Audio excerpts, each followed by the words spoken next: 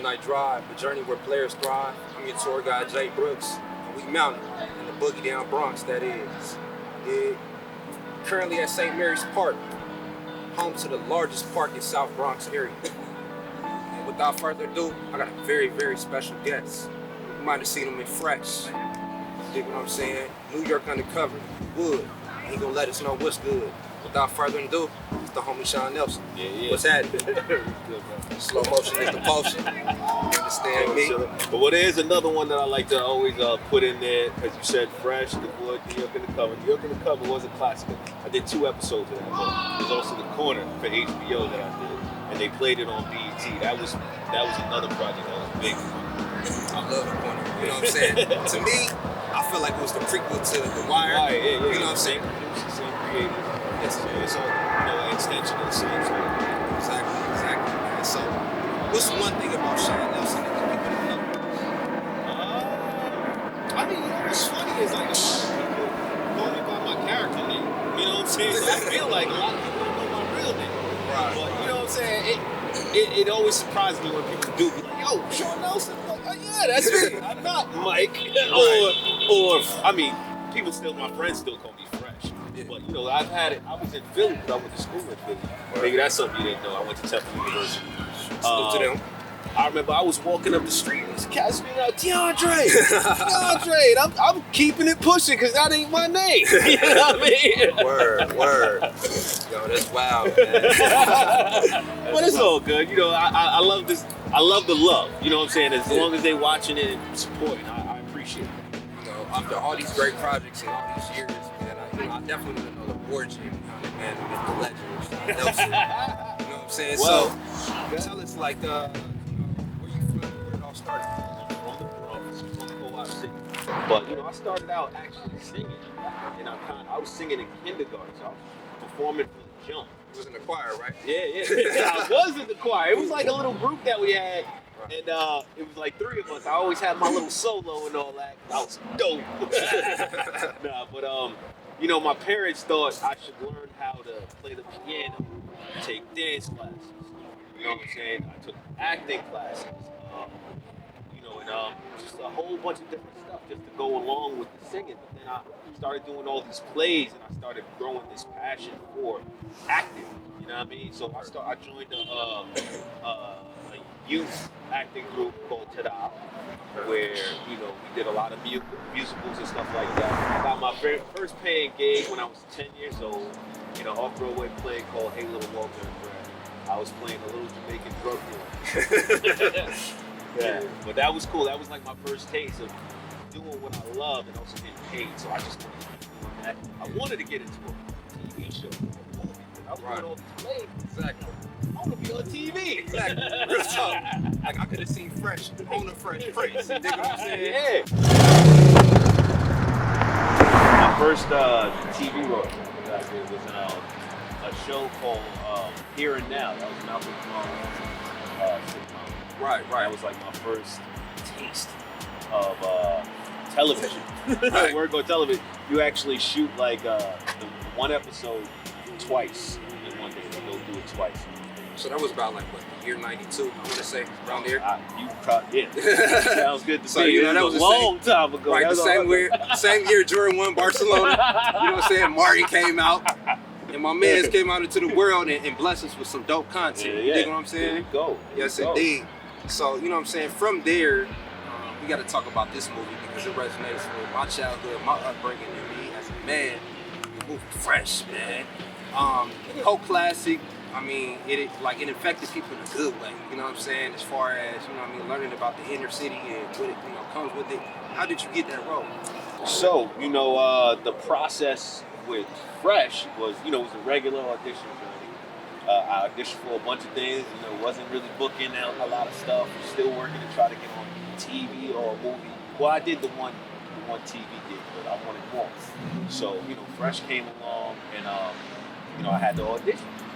And I believe it was open ethnicity. They were just looking for somebody young. And, you know, there's a bunch of us first round. And they actually called me back in, read again. I'm like, oh, okay, all right, do it again. And then I remember they called me back to do I want to say it was a screen test because we actually kind of shot some of the stuff, Right. some of the scenes, and then a few weeks later, that's when I got the call like, hey, look, like, word. So I'm still in the movie. So how did that feel? You know what I'm saying? To be like 12 years old and you get that gig, you come back to your neighborhood. Yeah, like, you know what I'm saying? Well, see, when I came back to my neighborhood, the movie didn't come out yet, so it's like, oh, I'm in a movie. Right. Fuck, dog. You in a movie, dog. So like, oh, you in a movie, really? When are you gonna see it? When you gonna? And it takes like a year from when you shot it for it to come out. So people waiting like, yo, I don't see no movie, man. What happened? Right, thought you was capping or something. Yeah.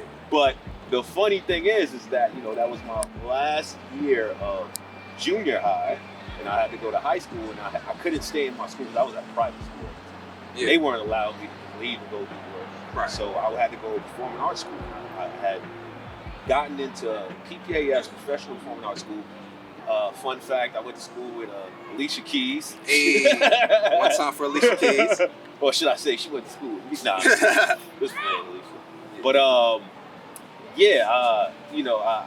my first year, and it was kind of like going into the high school, a performing arts high school, with a movie coming out. Like this, everybody's there for their art, and I was in the drama program, and I already had this under my belt. You know what I'm saying? So it kind of was a leg up. You know what I mean? And it was a cool experience, man. Fresh opened up a lot of doors, bro. A lot of doors, and that was like, I was just happy to be in the movie. I didn't know what it would do. Right. I didn't understand like if it would have any legs, if it would reach any people. I was just like, movie, and if I have to just show people every time, I'll do that. Right. But I think it's one of them things that actually got it became more legendary over time. You know what I'm saying? Like people didn't really get it at first. It took a while to The age like fine wine. You know what I'm saying? It had a lot of gems and life lessons. And in this movie, Samuel Jackson played your father. How was it working with Samuel Jackson?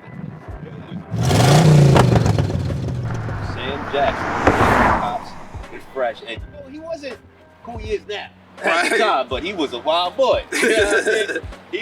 He was still a legend to me because I saw him in so many things, growing up, and he was one of those people that in the movie I was like, oh damn, I know the movies and stuff. You know what I mean? Or he was in Jurassic Park, But yeah, man, he was kind of intense. I always talk about this one scene where, it's the very end where I have to cry, and it was kind of difficult for me to just get into that. Like I wasn't feeling like crying. So we had shot it, and it was just like, okay, yeah, I didn't cry. And he's like, yo, I guess he figured he'd help me out. So we went to shoot it again, and as we're doing the scene, and I get to that point, he starts smacking. So I was like, yo, what's happening? Are you gonna go cut? We just kept going, and it still didn't happen. So I was like, yo, okay, don't slap me. But for whatever reason, the take after that, I got it. Like I was able to tap into it, and I surprised myself. It's always weird, how you can just find that emotion, like even if you're not in that space, but bring it out and make it real for that moment. And I mean, I was able to do it. Right. That was a good thing. He was able to channel that character and make me believe he was really outside. You know what I'm saying? With Chucky busting stupid dope moves. Stupid dope moves. He got the stupid juice. Man, so man, what's up with Chucky, man? It's been a long time. I don't know if you tapped in with him lately. How he doing, bro? I haven't seen Chucky since we shot Fresh. And there were two other people that were in the movie that was like a part of Fresh's crew. And I went to high school with one of them. And the other one we kind of connected through like Facebook years later. So, I found them, but Chucky's been elusive. I don't know where he's at. Hey, Chucky, you been MIA, player. Yeah. You need to know something, man. You gotta find him, man. Tap in with Midnight Mastermind Media ASAP. Yeah. You understand me? Tap in. Yes, sir. Yes, sir. But like I said, man, it's about that time. We're gonna take a quick smoke break. We're now watching Midnight Drive.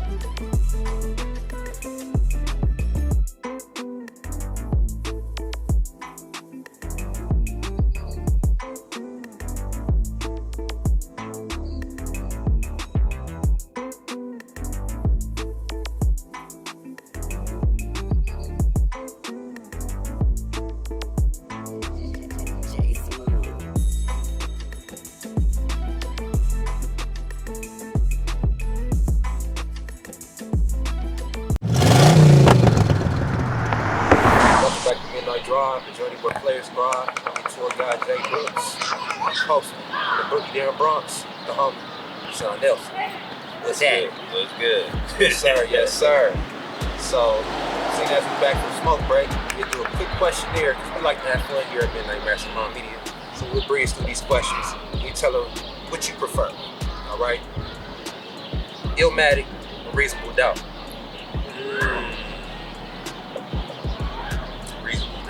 Reasonable Doubt. One time for hoes, man. You know what I'm saying? Regrets is still my shit because I be having regrets every 24 hours.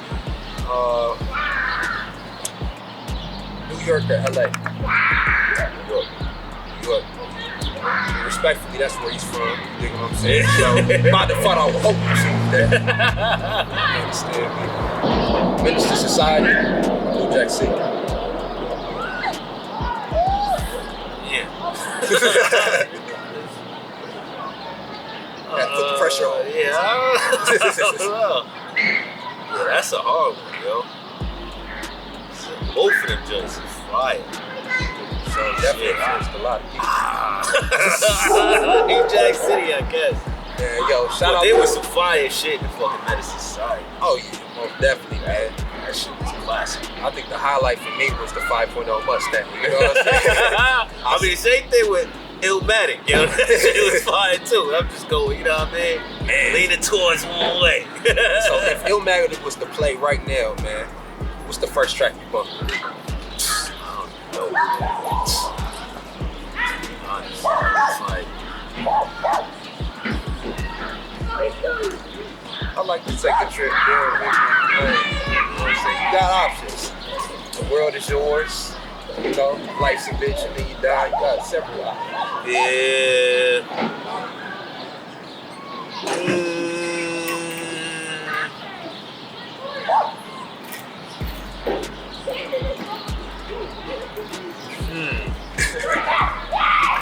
Yeah, I guess life's a bitch and then you die.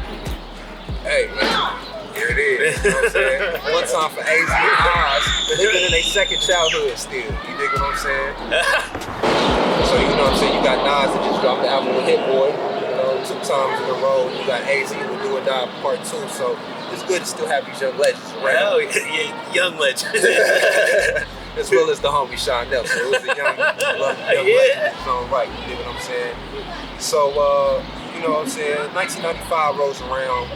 And the character Alex comes into the play in New York Undercover, which is, to me, one of the greatest New York TV shows ever created. How was it playing that character and getting into that role? Well, I mean, I think that was actually my second time on New York Undercover. I had done one episode before that, which was actually supposed to be the pilot episode, but I think they went with a different one. But that was my second time on the set with those guys, and I was hyped to be the person that that wasn't like the victim. Like, I'm gonna be the villain. So, yeah, I was like, oh shit, that's the villain, that's the guy they looking out for. But yeah, it was ill. I actually asked to keep one of the outfits that I had in there. It was fine. It was like when Echo first came out, and I had like the Echo hat with a jacket and some fatigue pants, and they let me keep it. I was like, yo, that's just fine. And I think that's the first time the set let me do that. And it's probably like one of the only sets I wanted to keep, you know, clothes. Right, because I mean, you just started a lot of black classes. Yeah. Get that out the way. Well, fresh, yeah. Fresh, I wasn't fly. But the wood, there was a couple of things in there. Man, yo, I'm gonna be honest, man. When I was a kid, you know what I'm saying, it was probably like the year, you know, 99, right? And it was a bootleg living in my living room. It was the wood. I'm just keep it 100. Wood. And it was a tape, and that was the forbidden tape. You know what I'm saying? My mom said, if you touch that shit, it's on. You know what I'm saying? Crazy fact is my pops came home with a bootleg of Fresh. I was like, dog, what are you doing? You know, right, we don't get anything from that. Right. Taking food off my plate, pops. Hey, salute the pops. You know he's like, look what I picked up. Take it back. Find that guy. So, 1999 rolls around, and you know, you start this West Coast classic by the name of The Wood. You know what I'm saying? Based in Inglewood, California, taking the role of Big Mike. How was that being from New York, going to LA at that time and filming? Because you know this is right after the East Coast West Coast beef. You know what I'm saying? That fucked up the nation. Yeah, well, I ain't business with none of that beef. You know what I mean? I was just like, yo, I'm out here working, I'm hanging out. Yeah. But you know, that was my senior year of high school. I was graduating, and when I was going out there, that was like around my graduation time, and it was also their graduation time. So they had like a grad night thing where they shut down one of those theme parks out there, and everybody kind of just goes there and celebrates their year and their graduation. I went there for that. We had a good time. But, you know, it definitely helped the dynamic on camera with us, because it was like we were kind of the same way. Offset, they got to show me the ropes, how to move. I was really worried about wearing certain colors out there. You know what I mean? Like, yo, how does this work? When you took off that Carolina hat and held it to your chest flare, I did the same thing. You know what I'm saying? Word. It's like, yo, how does this work? And I mean, we had, you know, they had started doing buds out here and all that, but it wasn't. I was like, it ain't really the same out there. It's something different. You know what I mean? Yeah, that's the Mecca where it all started. Yeah, you know what I was like, so, yo, I ain't playing around with y'all. Word up, man, word up. So from there, you know what I'm saying? You're around DeAndre Bonds, and, you know, you're around the rest of the cast and crew, you know what I'm saying? But that role with Stacy, man, I remember seeing that guy, and the fact that you stole on him like that, you know what I'm saying? I'm like, hell yeah, you know what I'm saying? And what's funny is that, you know, when we were shooting it, we were trying to get it to look like, you know, really hitting him. And he's like, yo, I think I can take one. I was like, nah, I don't think so, bro. Like, I would just feel weird actually punching somebody. Like, Yeah. now you're gonna be, might have a knot on your face. Right. Not that I'm gonna knock you out, anything, but Exactly. you're gonna need help. Right. When I seen him with that curl red hat, I knew he been business. You know what I'm saying? Shout out to DeAndre Bonds, man. Young legend. He's a wild boy. I just saw him when I did this other flick. And me, him, and another one of the actors from the Wood, we're all in this project called Angie's Cure. The other actors Wayne. Okay. So, like, when could we expect that project to get started? I mean, they edited it up. They keep telling me it looked great. I'm like, I want to see it. I haven't seen it. So I don't know, but, you know, with an independent, you gotta, you know, get it edited. Probably put in the festivals to try to get this. Right. You know what I'm saying? So they have to do that process. And so, year 2000 comes around, you know, Y2K, everybody's panicking. Where else finna end? You know what I'm saying? Jay-Z out here winning in a winning way, making New York look good, you understand?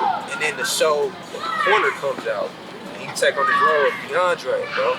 How was that getting to the character of a Baltimore person? You know what I'm saying? The Bronx and Baltimore, polar, you know, opposite. Like, how was that? Well, I was just really trying to play, you know, what it would feel like to be in this person's shoes. And I actually got to meet DeAndre. He came to the rehearsals a few times. Wasn't really on set as much, and I got to meet the mother as well, the real mother, because that show is based on a real family, based on the book, and which we adapted into the miniseries. But you know, I just wanted to try to keep it as real and close to, you know, what really happened with them as possible, and you know, just make sure the emotions came across, because that's a devastating thing, you know, with a whole family, just caught up with this whole cycle. The DeAndre McCullough, who I played in The Corner, he actually passed away a few years ago. I'm not exactly sure how long ago it was, but I still feel like I'm fairly recent. I know he was fighting, battling those demons, man, and he was. I want to say he was clean when we were doing it. You know, it's a hard thing to beat. Definitely, man. So, you know what I'm saying? Anybody going through a similar experience, you know, don't be afraid to speak up, get help, you know what I'm saying? Love yourself. Yes, indeed. So, like once before, you already know, about to take a quick smoke break. Now watch Midnight Drive.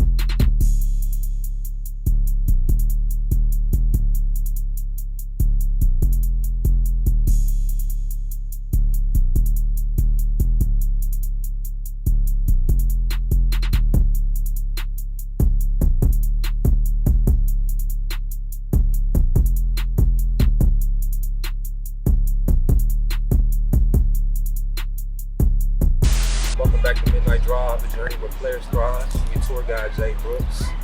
Home, the Boogie down. Sean Nelson. Yes, indeed. And before we go, I'd like to give Jay's final thoughts. Be true to yourself, you know what I'm saying? Clock your wealth, take care of your health, but most importantly, be legendary. Be creative, you know what I'm saying? Put something out that people can remember years and years and years to come, like the homie Sean Nelson. You got any special shout outs, man? That's the goal, bro, right? Put out stuff that'll stick. But yeah, just keep an eye out for me. Keep an eye out for what I'm doing. I'm out here trying to create as well, trying to create my own stuff. I just started a company with my homie. Ninth Rain, we're gonna start a production. We're gonna try to put out some films, some TV shows, so keep an eye out for it. Ninth Rain, you know what I mean? And comic books as well. The homies over here hiding and shit, but yeah, we got some stuff cooking, so you know what I mean. Hopefully it'll be out to consume soon. Yeah, man, you know what I'm saying? Some more flavor for your television. Indeed. You know what I'm saying? But I like to give a special shout out to Legend, you know what I'm saying, up here in the Bronx, holding this thing down, you know what I'm saying? Shout out to the homie Sean Nelson, you know what I'm saying? And shout out to all the viewers, shout out to Brooklyn, shout out to Harlem, you know what I'm saying, Atlanta, NYC, Houston, all the spots in between, you dig what I'm saying? But just like that, we'll be back in your mouth and in your house very soon. This is the Midnight Drive.